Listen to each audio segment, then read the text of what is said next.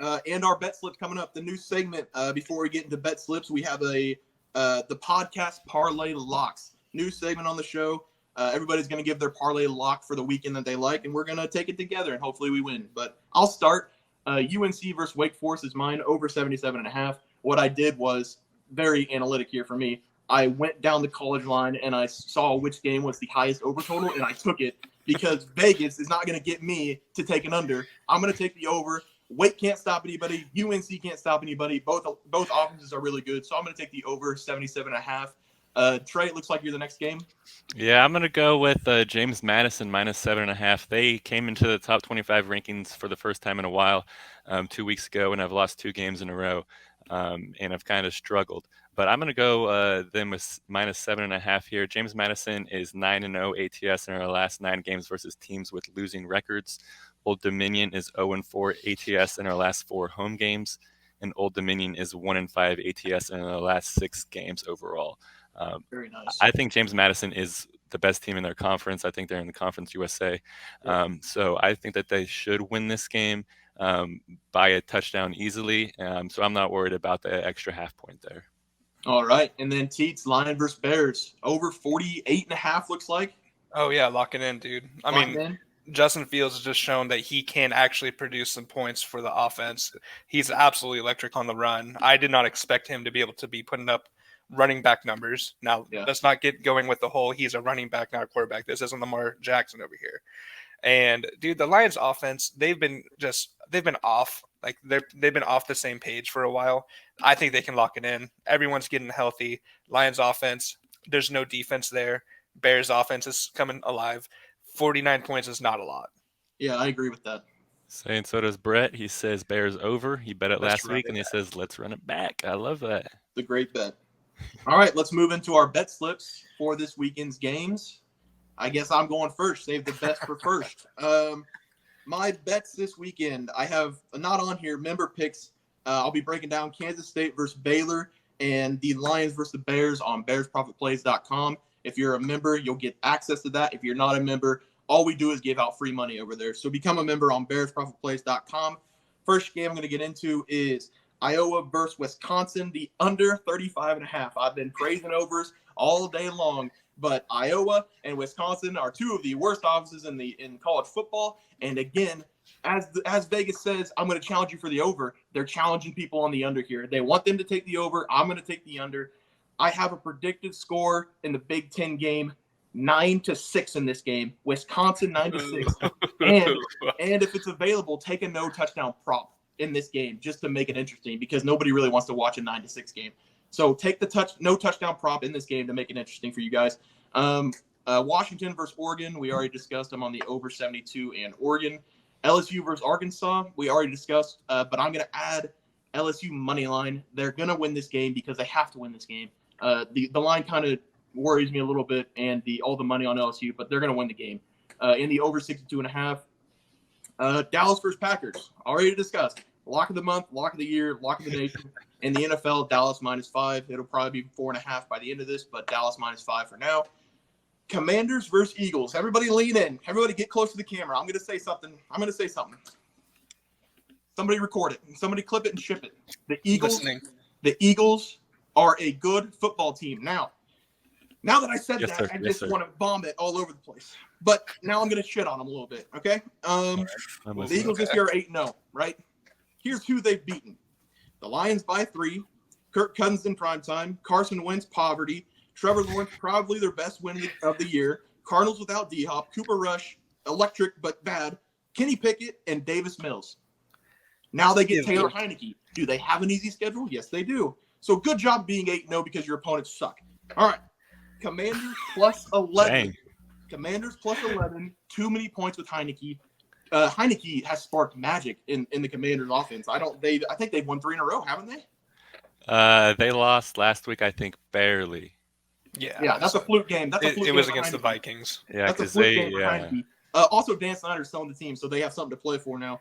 Commanders +11, easy in this game. I would not be surprised if Commanders won the game. So take the +11, and I'm done. All right, Teats, it looks like you're up next there. I love that. But I guess before we go on to Teats, can someone in the comments please, send Bear a positive message? He needs, Nah, he needs to breathe in, breathe out. He nah. seems a little bit stressed out about the Dallas game. Can someone just drop below? Bear, you're gonna get through this. It's gonna be okay. Come Sunday when they win 31-9, I'll be less stressed. All right, Teats, you're up, man. All right, I'll start with college. I got Ohio State, Maryland. Dude, I'm taking Maryland plus 10. Ohio State did not look good against Northwestern. And the last time I went against Maryland, it was when they played Michigan, who I thought had one of the most impressive defenses in the NCAA. And that Michigan won, but they did not cover. I feel like Maryland's going to just pull some shit out of their ass and just go plus 10. Oh, that's easy. Let's just do it. USC versus Colorado, I could not be more confident with. I think USC scores 72 by themselves. The over for 66, dude. Oh, I see that USC will score 56-60, and Colorado has to kick 2 field goals tops. Yeah. And what's going to happen is it's probably going to be a blocked field goal return for a touchdown, so that's easy. Yeah.